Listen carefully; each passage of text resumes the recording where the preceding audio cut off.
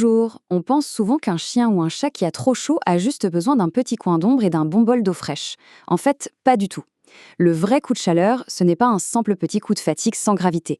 C'est une véritable tempête biologique, une crise interne terrifiante qui peut littéralement détruire les organes de l'intérieur en l'espace de quelques minutes. Aujourd'hui, on va décortiquer tout ça pour comprendre exactement ce qui se passe sous la peau. C'est parti. Le point de bascule, ce sont ces chiffres. Entre 40,5 et 43 degrés Celsius, c'est vraiment la définition même du coup de chaleur. Attention, ce n'est pas du tout la même chose qu'une fièvre classique où le corps fait exprès de monter en température pour combattre un virus. Non, là on parle d'un seuil critique. C'est le moment précis où le corps perd complètement le contrôle face à la température de son environnement. Pour bien comprendre pourquoi c'est si grave, il faut parler de ce qu'on appelle l'homéostasie thermique. Concrètement, le cerveau possède une petite zone, l'hypothalamus, qui sert de thermostat. Sauf que contrairement à nous, les chiens et les chats ne transpirent presque pas. Ils sont obligés de halter très fort pour évacuer la chaleur par la respiration. Et quand il fait trop chaud dehors, ce système de refroidissement naturel sature. L'équilibre lâche et la température corporelle s'envole. Au programme de cette explication, 1. Le danger. 2. Les signes visuels. 3. La fameuse tempête biologique. 4. Les gestes de premier secours. 5. Les soins médicaux. Et enfin, 6. La prévention. Première partie, le danger et les facteurs de risque. Alors, qu'est-ce qui déclenche ça? L'humidité et le confinement. C'est le grand classique, typiquement l'animal enfermé dans une voiture en plein soleil. Mais l'anatomie joue un rôle gigantesque. Les chiens à face plate, les fameux brachycéphales, ou encore les animaux un peu en surpoids, ont beaucoup plus de mal à s'aérer. La graisse fait carrément office de manteau isolant.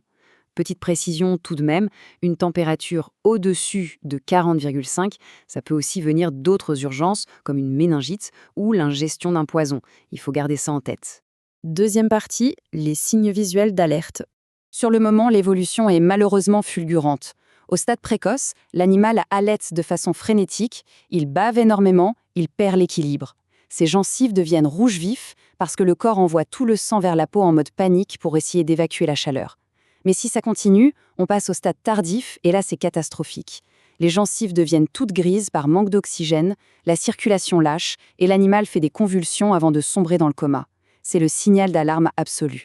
Troisième partie, la tempête biologique à l'intérieur du corps.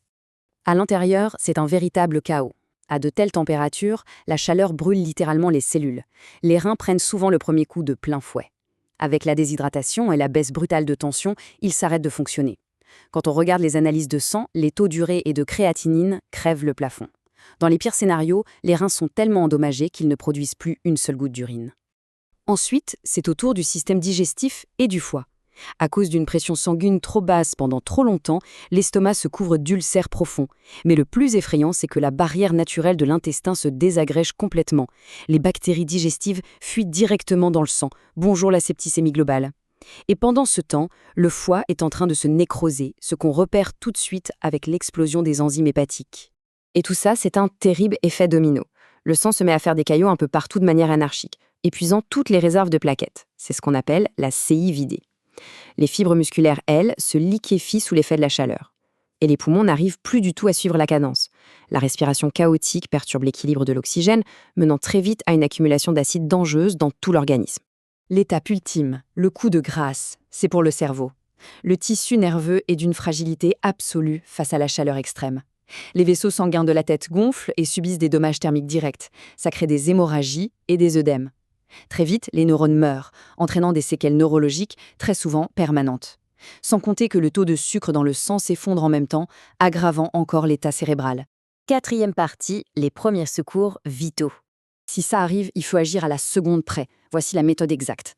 D'abord, on met immédiatement l'animal à l'ombre. Ensuite, on mouille tout son pelage avec de l'eau fraîche et on braque un ventilateur sur lui pour créer un courant d'air. On peut aussi poser des compresses fraîches sous les aisselles et à l'aine. Mais le point crucial, l'étape numéro 4, il faut absolument stopper ce refroidissement actif dès que la température repasse à 39,5. L'objectif, c'est d'y arriver en 30 à 60 minutes pour éviter de le congeler et de créer un dangereux choc thermique inverse. Et là, il faut impérativement tordre le cou à un mythe hyper dangereux. Surtout, pas de glace ni de bain d'eau glacée. C'est le pire réflexe possible. Le froid extrême va refermer violemment les vaisseaux sanguins de la peau. Du coup, tout le sang bouillant reste emprisonné à l'intérieur, autour des organes vitaux. En plus, le chien va se mettre à frissonner, ce qui génère encore plus de chaleur interne. La seule méthode qui fonctionne, c'est l'évaporation. De l'eau simplement fraîche et beaucoup de vent.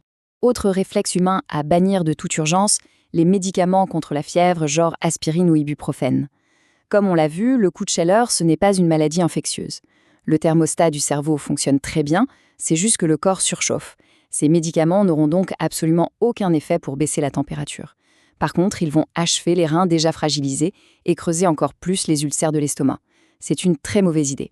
5e partie, les soins médicaux et les complications. C'est un piège redoutable de croire que l'animal est tiré d'affaire juste après avoir été rafraîchi. En réalité, les complications les plus mortelles tombent souvent en décalé.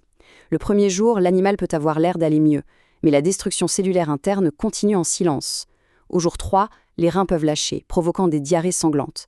Et au jour 5, c'est le foie et les poumons qui décompensent. Une hospitalisation et une surveillance médicale continue sont obligatoires. Heureusement, en clinique, on dispose d'un arsenal très précis. Des perfusions calculées au millimètre près pour réhydrater sans noyer les poumons. Du plasma frais pour aider le sang à retrouver une coagulation normale. Des médicaments ciblés pour stopper net les crises cérébrales. Et des antibiotiques puissants pour empêcher les bactéries de l'intestin de se propager. C'est une véritable réanimation sur mesure. Mais parfois, malgré toute cette énergie, les bilans sanguins sont sombres. Quand on voit le cholestérol et les protéines chuter brutalement, que les toxines hépatiques et rénales s'envolent et que le cœur commence à battre de façon chaotique, c'est le signe que la tempête a déjà fait trop de dégâts. À ce stade, les chances de survie deviennent malheureusement infimes. 6e et dernière partie, la prévention.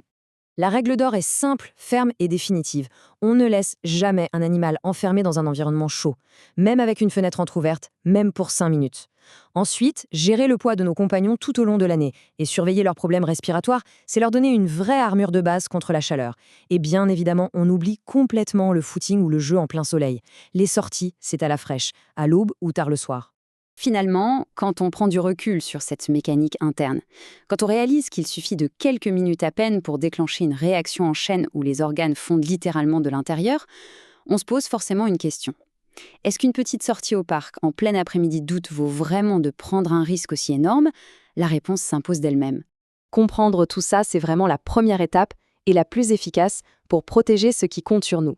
Les bons réflexes font toute la différence entre la vie et la mort. Abonnez-vous pour plus d'explications simples et éducatives.